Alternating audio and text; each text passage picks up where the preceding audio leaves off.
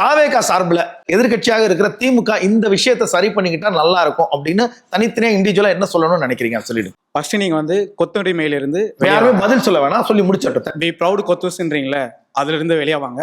நீங்க கொத்தடிமைகள் கிடையாது. நீங்களும் எல்லாரும் சமந்தான். நீங்க கொத்தடிமை கிடையாது. அந்த கட்சியில உங்களுக்கான இதை நிரூபிச்சு நீங்களும் மேல வாங்க. ஒரே குடும்பம் ஒரே முதல்வர் அப்படின்னு இல்லாம நீங்க எல்லாரும் மேல வாங்க. அடிமையா மட்டும் இருக்காதீங்க, அவ்வளவுதான். 2.5 years வந்து திமுக பிளேம் பண்ணியே ஆட்சி அமைச்ச மாதிரி எனக்கு ஃபீல் ஆச்சு.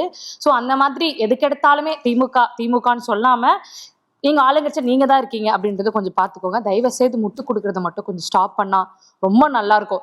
இப்போ நீங்க இங்க சொல்றீங்க இல்லையா ஒரு விஷயம், நீங்க கேள்வி கேளுங்க, நீங்க இந்த மாதிரி கொத்தடிமையாவே இருக்காதீங்க, அதே மாதிரி நீங்க தற்கொலையாவே இருக்காதீங்க, முட்டு கொடுக்காதீங்க. சமூக நீதி சமத்துவம் இது வந்து பேச்சில் மட்டுமே இல்லாமல் அதை செயல்படுத்துகிற இடத்துலையும் சாதிய ரீதியான அந்த போக்குகள், அந்த உதாரணத்துக்கு ஐயா பொன்முடி அவர்கள் மினிஸ்டர்ஸ் எல்லாம் பேசின இதுவெல்லாம் உங்களுக்கு தெரியும். அந்த அநாகரிகமாக அந்த பட்ட நாமம் பேசின இதுவெல்லாம் உங்களுக்கு தெரியும்.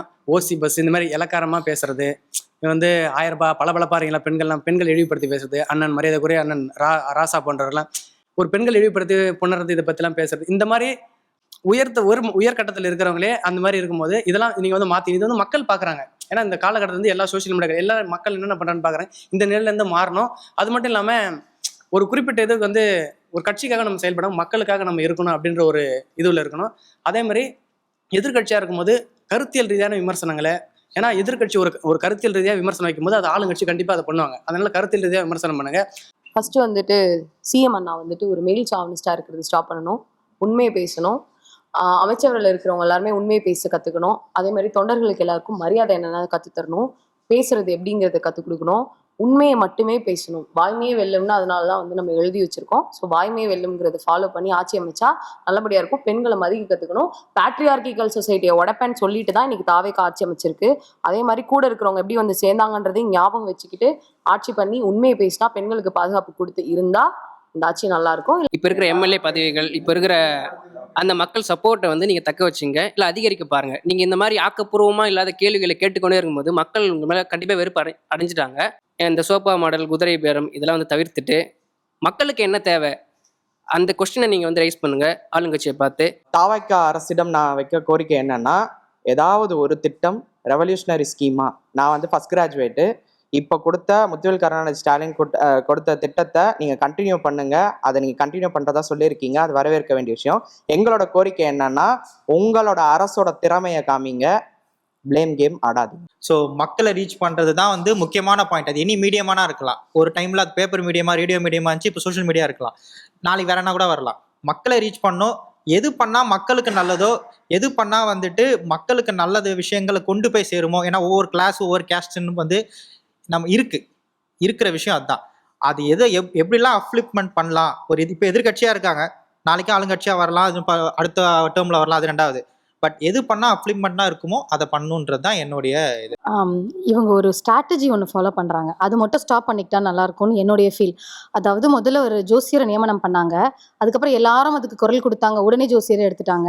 கடவுள் வாழ்த்து வந்துட்டு லாஸ்ட்டாக பாடப்பட்டது, அதை சொன்னாங்க, உடனே அதை நாங்கள் மாற்றிக்கிறோம் அப்படின்னு சொல்லிட்டு டக்குன்னு அதை மாற்றிட்டாங்க அப்படின்றாங்க. இப்போ இவங்க என்ன ஸ்ட்ராட்டஜி ஃபாலோ பண்ணுறாங்கன்னா, ட்ரை பண்ணி பார்ப்போம், மக்கள் ஆதரவு கொடுத்தாங்க அப்படின்னா அதை அப்படியே வச்சுப்போம், இது வந்து டப்புன்னு மாற்றிப்போம் அப்படின்ற ஒரு அந்த கேமை வச்சுட்டு பின்னாடி வந்து ப்ளே பண்ணுறாங்க இந்த மாதிரி. ஸோ இந்த மாதிரி உங்களுக்கே தெரியும், இந்த மாதிரி வைக்கக்கூடாது. ஒரு கேபினெட் அமைச்சரை வந்துட்டு நியமனம் செஞ்சுருக்காங்க, அது நீங்களே வைக்கக்கூடாதுன்றது தெரியும். வச்சுட்டு மாற்றுறது, எடுத்துட்டு மாற்றுறதுக்கு பதில் இதுதான் நாங்கள் அப்படின்ற நீங்கள் வெளிப்படையாக தமிழ் மக்கள்கிட்ட காட்டாமல் இருக்கிறீங்க. இதுதான் நாங்கன்றது வெளிப்படையாக காமிங்க. அதே மாதிரி இந்த மாதிரி அது இவர் சொன்ன மாதிரி தான் ப்ளேம் கேம் ஆடாமல் மாற்றி ஃபஸ்ட்டு இருக்கும், அப்புறம் இல்லை, அதுக்கப்புறம் இல்லாதது இருக்கும் அப்படின்ற மாதிரி எதுவுமே இல்லாமல் ஒரு நல்ல ஆட்சியாக கொண்டு போனால் நல்லா இருக்கும் அப்படின்றது. ப்ளஸ் இன்னொரு தாழ்மையான கோரிக்கை என்னன்னா, சிஎம் அவர்கள் வந்துட்டு ப்ரெஸ் மீட்டில் பேசணும். இப்போ ஒரு கேள்வி கேட்டாங்கன்னா அதுக்கு உடனே பதில் சொல்லணும். நாளைக்கு பதில் சொல்றது, ட்விட்டர்ல பதில் சொல்றது, அடுத்த நாள் எடுத்துட்டு வந்து பதில் சொல்றது இல்லாம கேட்குற கேள்விக்கு இப்போ எப்படி இவங்கெல்லாம் பதில் சொன்னாங்க, நாங்க கேட்ட பதில் சொல்றாங்களே, இளைஞர்களாகிய நீங்க பதில் சொல்லும் போது நம்மளுடைய முதலமைச்சர் அவரும் பதில் சொல்லணும்ன்றது என்னுடைய. பத்திரிகையாளர்களுடைய கேள்விகளுக்கு பதில் சொல்லணும்ன்றது உங்களுடைய கோரிக்கை. நீங்க ஃபேக் நெரேட்டிவ் செட் பண்ணாமல் இருந்தால் ரொம்ப நல்லா இருக்கும். நாங்கள் எல்லாத்துலேயுமே நாங்கள் தான் இதை கொண்டு வந்தோம், நாங்கள் தான் இதை பண்ணுறோம், நாங்கள் வந்து அட்மினிஸ்ட்ரேட்டிவ் கெப்பாசிட்டி எங்கள்கிட்ட இருக்குது, மேனேஜ்மெண்ட் கெப்பாசிட்டி 2.90 கோடியில் நாங்கள் வந்து இத்தனை கார் வாங்கி விட்டுருக்கோம், நீங்கள் எத்தனை கார் வாங்கி விட்டீங்களே, எவ்வளோ செலவாச்சு, அந்த காருக்கும் ஒப்பந்தம் திமுக ஆட்சி தான் போட்டிருக்காங்க, நானும் தேடி தேடி பார்த்தேன். ஸோ இந்த மாதிரி நெரேட்டிவை சும்மா தூவி விட்டுட்டு அது கொழுந்து விட்டு எரியும். ஸோ அந்த நெரேட்டிவை செட் பண்ண வேண்டாம். அதுதான் தாழ்மையான ஒரு அப்புறம் அடாசியஸாக இருக்க வேண்டாம். நாங்கள் என்ன வேணாலும் பண்ணுவோம், நாங்கள் எதை வேணாலும் செய்வோம், யூ cannot சே எனிதிங். நாங்கள் கேவிஎன் அவரு கே வெங்கட் நாராயணாவை நாங்கள் நியமிப்போம், நீங்க எதுவும் சொல்லாதீங்க. அடாசியஸா ஃபேக்கான narrative set பண்ணாதீங்க. இருக்காதீங்க, நெரேட்டிவ் செட் Okay, பண்ணாதீங்க. நன்றி நன்றி எல்லாருக்குமே நன்றி.